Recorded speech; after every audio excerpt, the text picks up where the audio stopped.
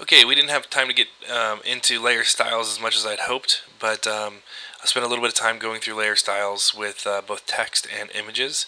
So you can see I have this document that has some text and has an image on it, and there's two ways to get into it. I'm going to show you the shortcut way that I usually use, which is this effects panel down here, and it has all your options right here.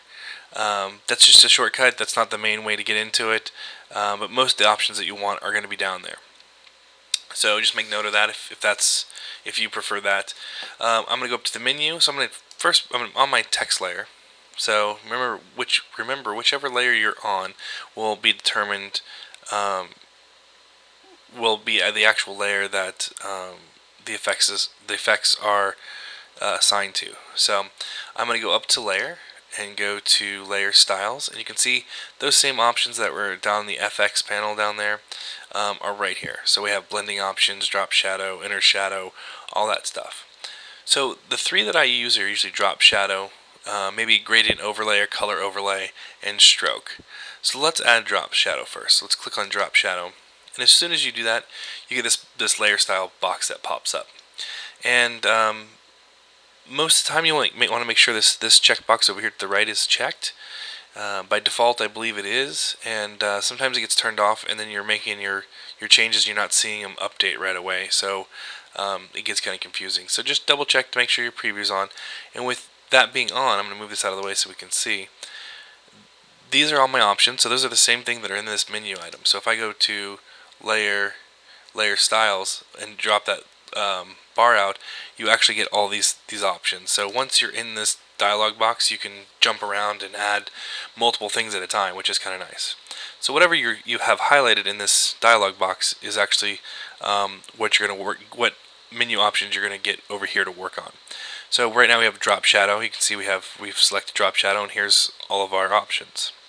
So I'm going to just play with the distance a little bit, and you'll see what happens underneath the text. You kind of get that line to drop out, and it looks almost exactly like the text right now, and we want it to be soft like a shadow. So I'm going to change the spread a little bit, and then I'm going to change the size, and you can see it really starts to kind of blur out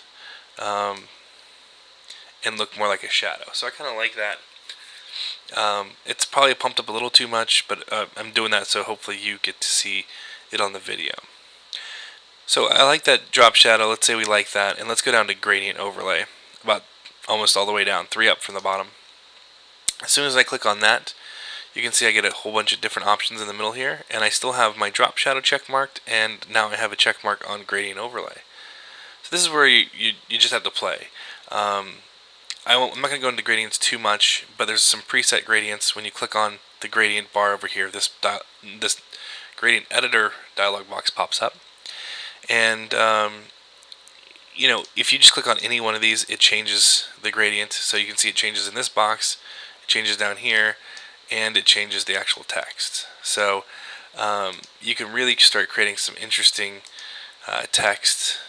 And let's see here, let's play with, I like that yellowish kind of thing. I like that a lot. So I'm going to click on that. And then I still have a bunch of options. I can change what the opacity is, so it's going to fade through that black a little bit because my text is black. These are all things you just have to play with. You can change the angle, so the angle of the gradient is different. You can change the scale, so it's bigger, smaller, just depending on what you want to do. So let's say we like that. And then let's go down to stroke. So those are really the 3 things I would use. You can see now our options have changed, and we have a little line right around each letter, all the way around. And you can see it's 3 pixels, and there's 3 positions, inside, outside, and center. Let's first move our text up, our size around our text up. So you can see that's a 62 pixel stroke, and that's on the outside. So that is taking the stroke from the edge of the end of the text and going 62 pixels more than it currently is. The other 2 options are inside, which is inside, so it looks like it just turned black, but really if we take this down a little bit, you can see it doesn't make it any bigger, it just takes up some of the space that the letter takes up. But sometimes you want to do that, and there are reasons, like for the image, I'll show you why you want to do that. But most of the time on text I want outside, and then that way I can pump it up and do whatever I want. So let's say we want to make this, you know, something like that, and now my drop shadow isn't too big, so I can go back to my drop shadow and push that distance out a little bit so it looks like it's coming from there. And now I like that. Let's say that's good. I click OK, and now this is non-destructive. So notice in my layers panel I have an effects with a bunch of with an eyeball next to it with all the options I've checked. So those are the 3 check marks I had in that dialog box.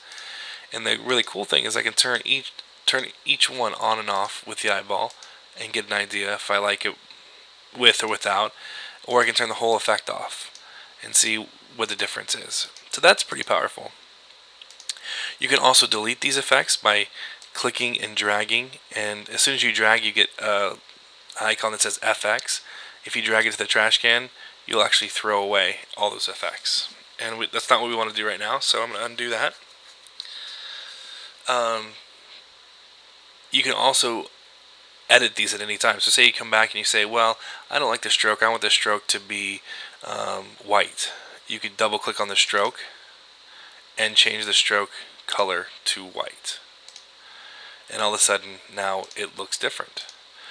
So any of these that you double click on, when you get in this back in this box, if you want to add a color overlay or an inner glow, you can do that, and it'll just add it to this list as well. If you turn the eyeball off, then it actually won't show up, but it'll stay in your list.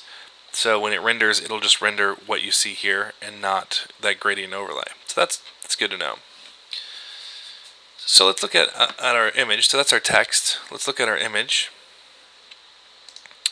And the same thing goes here. If we could just go up to layer styles, and I'm going to add a stroke. That's where I'm going to start on the image, and I'm going to add a stroke and pump it up here so you can see what's going on. So if I add a stroke on the outside, you can see I get this rounded corner, which isn't really what I want in the picture. I want that corner to be nice and crisp.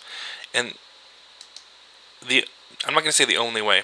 The easiest way for a stroke to do that is to do an inside position on your stroke, and then just drop your stroke down a little bit. So it crops a little bit of your picture out, but usually it's not an issue. There are other ways to make a nice crisp corner, but it's not using a stroke, and I don't want to confuse you too much by going into that right now. So let's say we like that, and I'm gonna actually change that to white as well. And you can see, why would I choose white with a white background? And the reason I've done that is when I do a drop shadow, you can see it looks like a picture we printed. So, you know, just a little trick, something like that. And that's something you can play with as you start going through here. But you can do a lot of little fun tricks like that. And see here. So, you know, you can spend a long time playing with all these little options.